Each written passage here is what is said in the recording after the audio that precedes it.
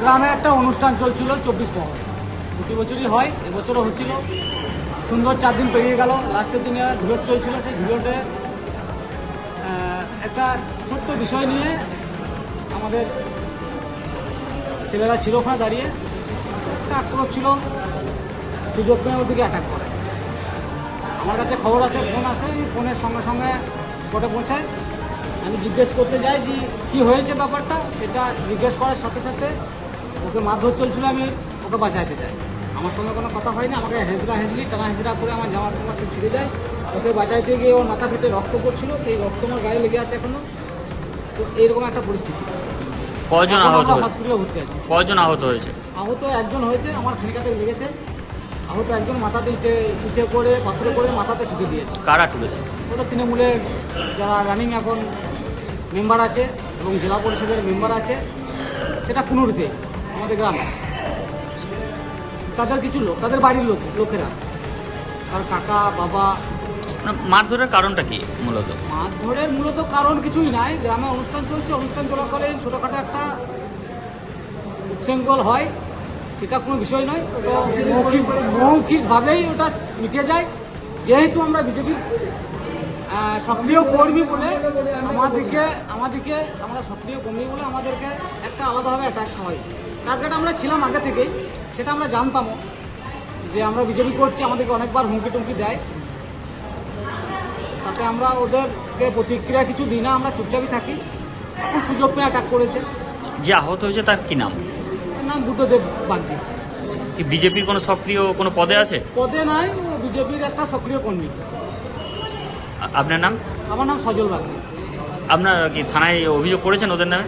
থানায় অভিযোগ এখনো করিনি। আমরা যে আহত হয়েছে তাকে তড়িঘড়ি হসপিটালে নিয়ে আসি, হসপিটালে অ্যাডমিট করি। এখনো অবধি থানায় যায়নি, থানায় কমপ্লেন করতে হবে এখন। আপনার নাম? আমার নাম সজল বাগদি। আপনি কোনো পদে রয়েছেন? আমি এখন বর্তমান লিডারের দায়িত্ব আছি। বিজেপির মানে সক্রিয় কর্মী? হ্যাঁ, সক্রিয়।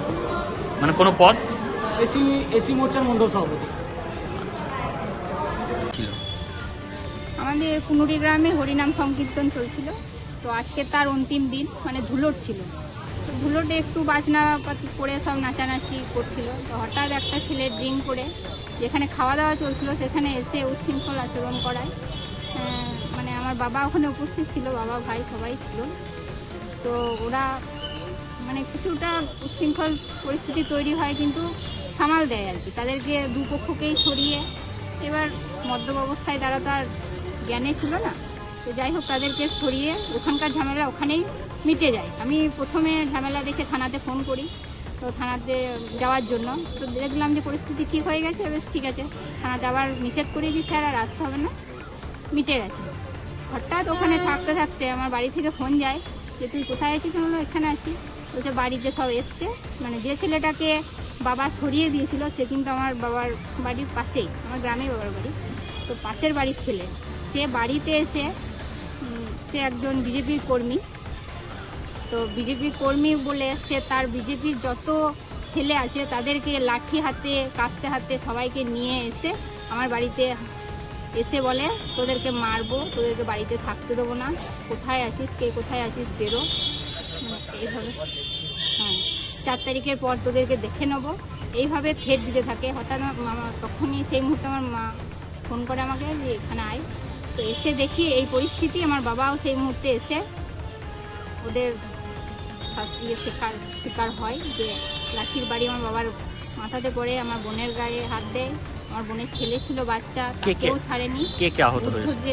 আমার বাবা নিখিল সাহা আহত হয়েছে, আমার বোনের ছেলে আছে সেও আহত হয়েছে, বোন আছে, আমার ভাইয়ের ঘাড়ে বাড়ি পড়ে, সেও হসপিটালে দেখিয়ে এলো, তার কাগজ আমাদের কাছে আছে। তো এইভাবে আমারও হালকা টাচ হয়। আমার সেই মুহূর্তে আবার থানাতে আমি ফোন করি, থানা আবার গিয়ে পরিস্থিতি সামাল দেয়। আমার গায়ে হালকা ওরা করতে করতে সেই মুহূর্তে থানা পৌঁছে যায় বলে আমি বেঁচে যাই, না হলে হয়তো আমাকেও মেরে ফেলতো। আপনাদেরকে কেন মারছে? আমাদের একটাই অপরাধ, হরিনাম সংকীর্তনে যেটা চলছে সেটা আমরা বা ওরা বিজেপি করে, আমরা টিএমসি। আমি যেহেতু টিএমসি জেলা পরিষদের সদস্য, আমার জেঠিমা গ্রাম পঞ্চায়েতের সদস্য, এটাই ওদের রাগ। ওদের আগে থেকেই প্ল্যান ছিল, মানে হরিনামের 2-3 দিন থেকেই ঝামেলার একটা ভিতরে ভিতরে চলছিল, কিন্তু সেটা সুযোগ পাচ্ছিল না যে কীভাবে এদের উপর প্রতিশোধ নেবো। যেহেতু একটা গ্রামে একটা ভালো কাজ হচ্ছে, সেখানে বিজেপির কিছু উচ্ছৃঙ্খল নেতা বা কর্মী যাই বলুন, ওরা নিজেকে নেতাই ভাবছে এখন। তারা না, আয়োজনটি কি আপনারাই করেছিলেন? আয়োজন আমরা গ্রামবাসী করেছিল, আমরা সহযোগিতা করেছি।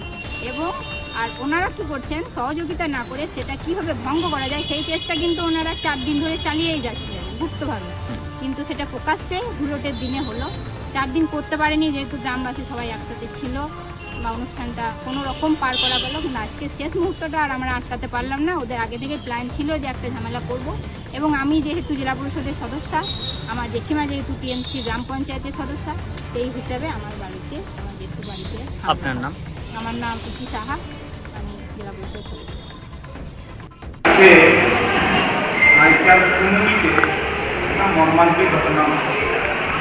বিজেপি আমাদের কার্যকর্তারা হরিনাম সংকীর্তনে উৎসবে ছিল।